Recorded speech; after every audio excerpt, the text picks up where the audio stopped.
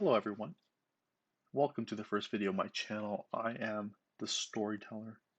This is my first ever video, and what I want to do is I want to walk you all through enterprise sales.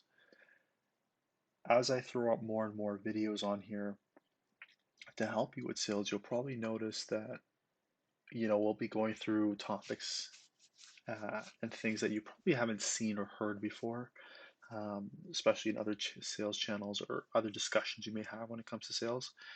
In fact, take a look at this picture. I want you to look at this picture. This guy here with the headphones, and the fact that I'm calling myself the storyteller. Why did I choose this picture? Why am I calling myself the storyteller? All these things I'm going to get into in later videos. And guys, I do want to mention something.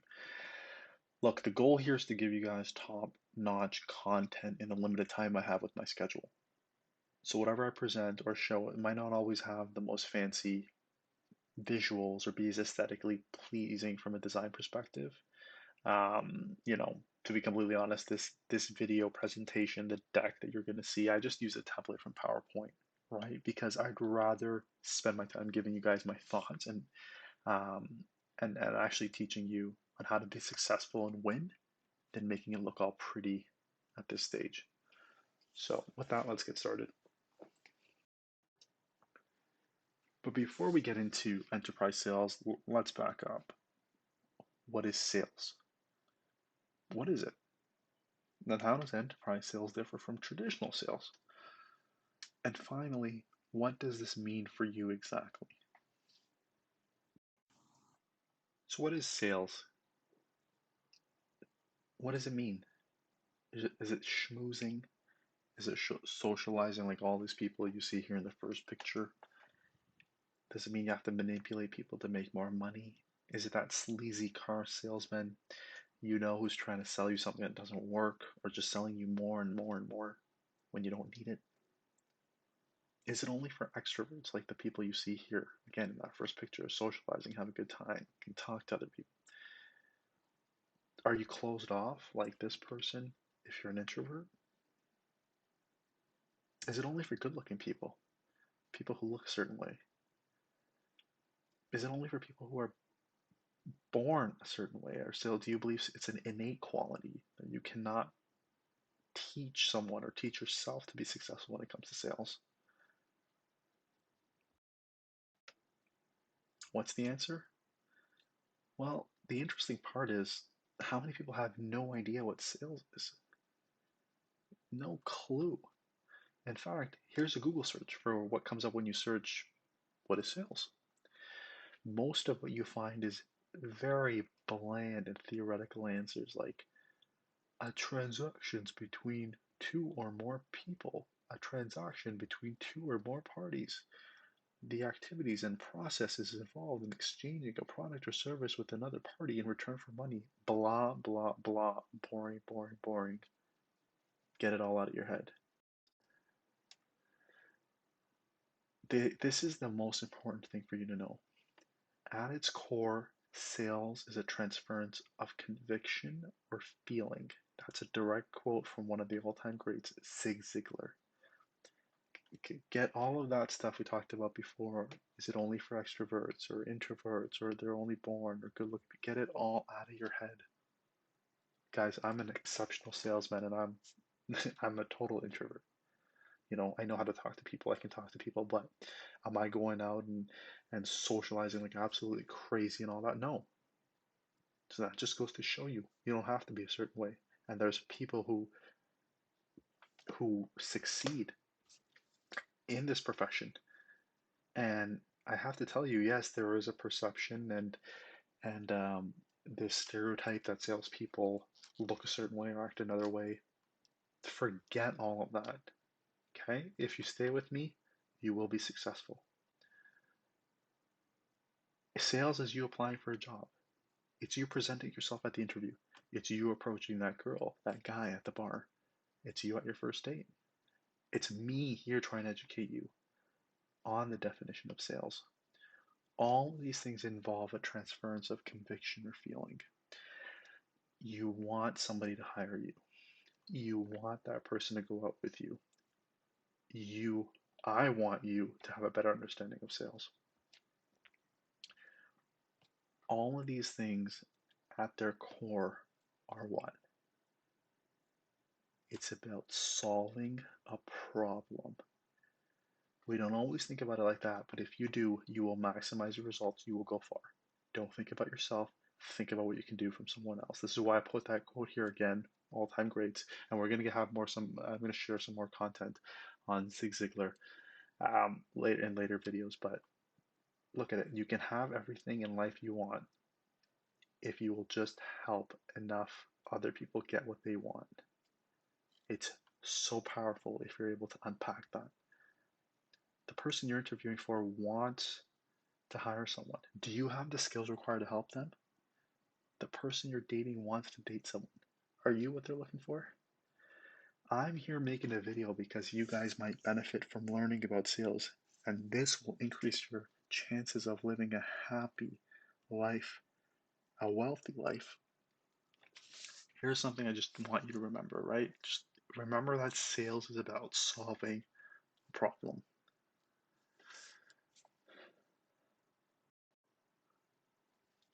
What does traditional sales look like? What does that mean? Well, traditional sales is your typical business to consumer transaction, right? So anything from buying a cell phone or a car, or this second picture here of this vendors selling his product. There's usually a pretty big market for these things. There's a lot of suppliers, right? Of course, there are exceptions, things like high-end cars or high-end luxury or real estate. But generally, because there's larger markets, it's direct to consumer, things are generally lower in price when compared to an enterprise solution. The end-to-end sales process is shorter. You're usually, if for example, if we're talking about you buying a cell phone, you usually go into a store with the intention already of buying a cell phone. You talk to one person, you tell them your problem, they tell you what type of cell phone you're looking they ask you what type of cell phone you're looking for, and then you eventually buy your cell phone, and it's something that probably takes a couple hours or maybe one day maximum, right? It feels transactional. You go in, you don't really care to build a rapport with the person you're dealing with, you buy your cell phone, good to go.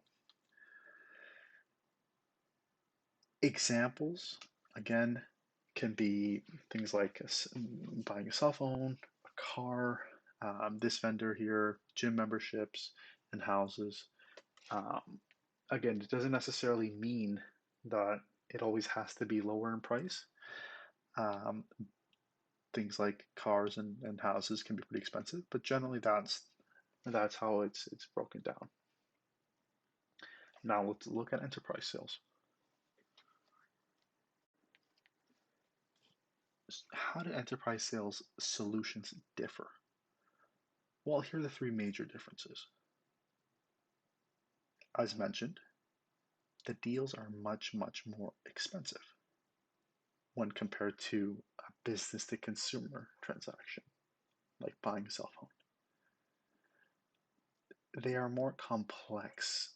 It's not as simple as you just buying a cell phone, right? And because of these two reasons that I've mentioned, the fact that it's more expensive and more complex, the fact that there's more money at play, the fact that it's more challenging to actually understand what's being sold, the sales cycle is longer. And now we're going to do a deep dive into each of these.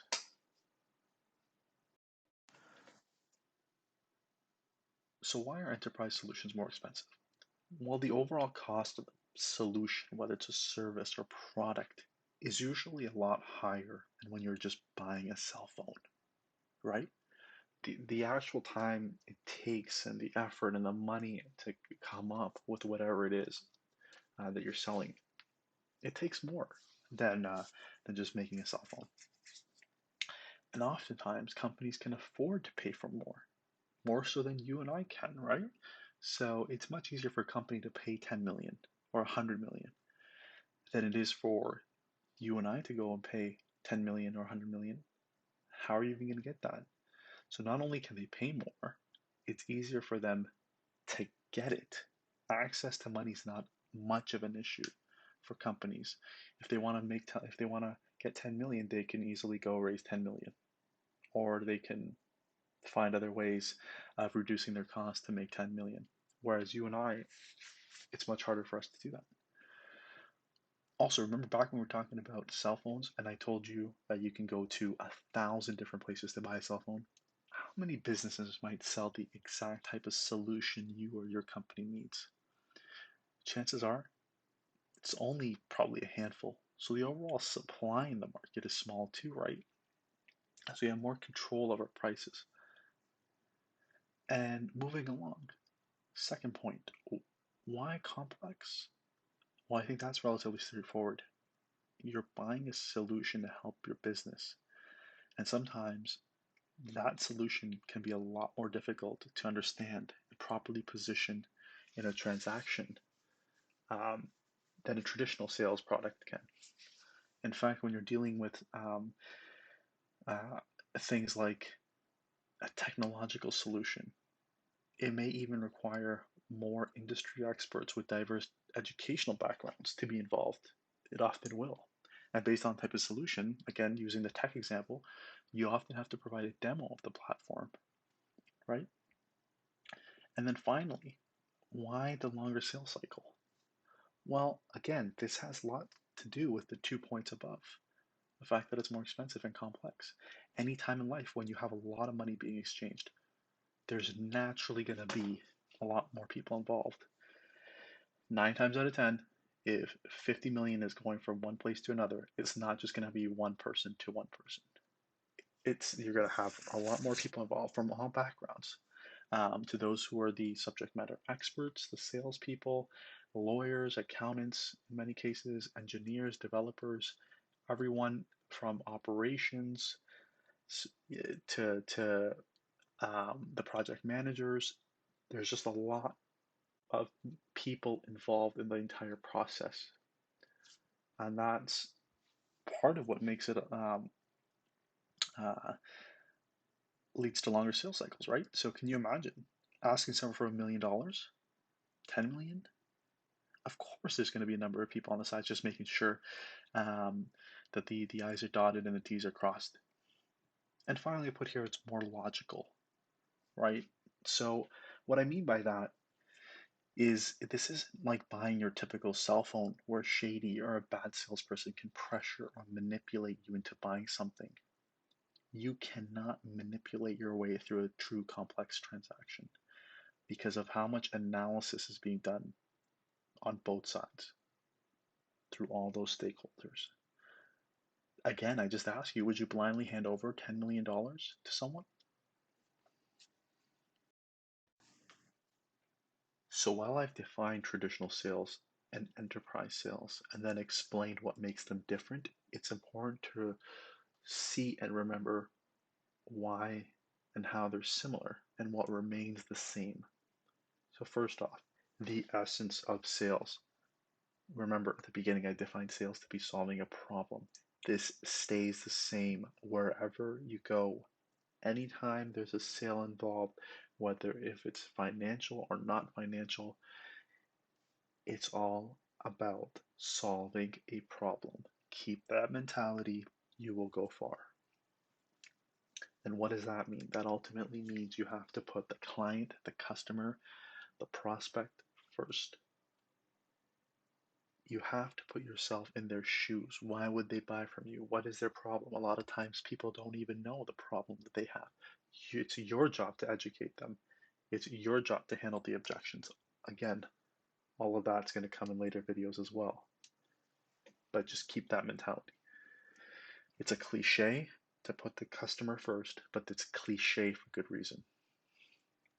Traditional sales approaches remain intact. What do I mean by that?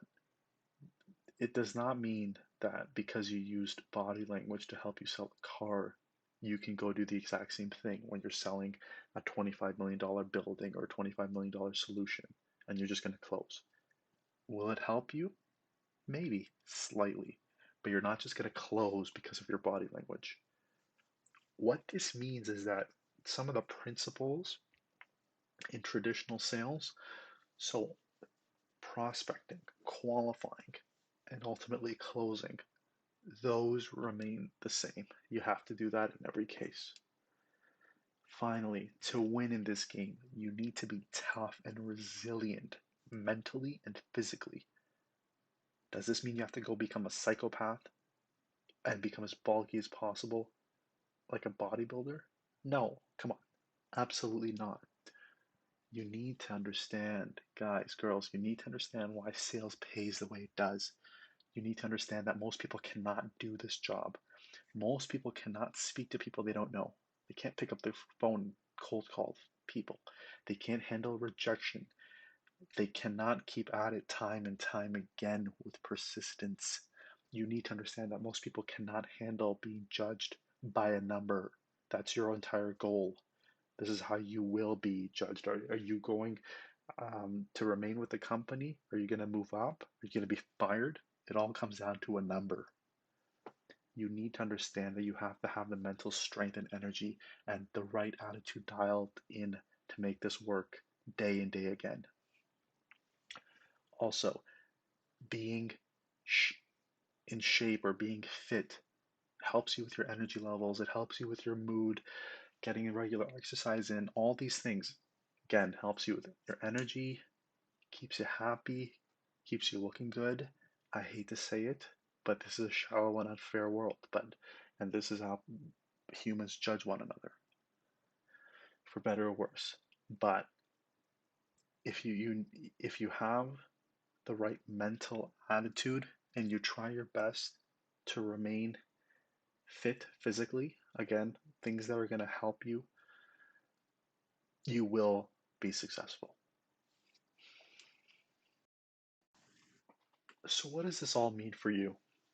Well, if enterprise sales is for you, it'll provide you with an exciting and very rewarding career path for you to, one, learn invaluable skills. This is not just professionally, but personally as well. I always say that if you can learn to sell and be successful, you will have a great life. It's the only skill that you need in life. You might laugh when you hear that, but again, I'll show you in later videos.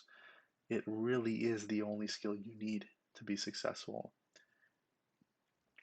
Also, you're forced to learn many other things, such as human nature, psychology, how people think, you know, how do people work, how do people make decisions. All of these things are going to help you significantly in life. Moving on, you will learn the ins and outs of a specific industry. You will be close to all the action. Because you're asking people to buy from you, you're asking for an investment.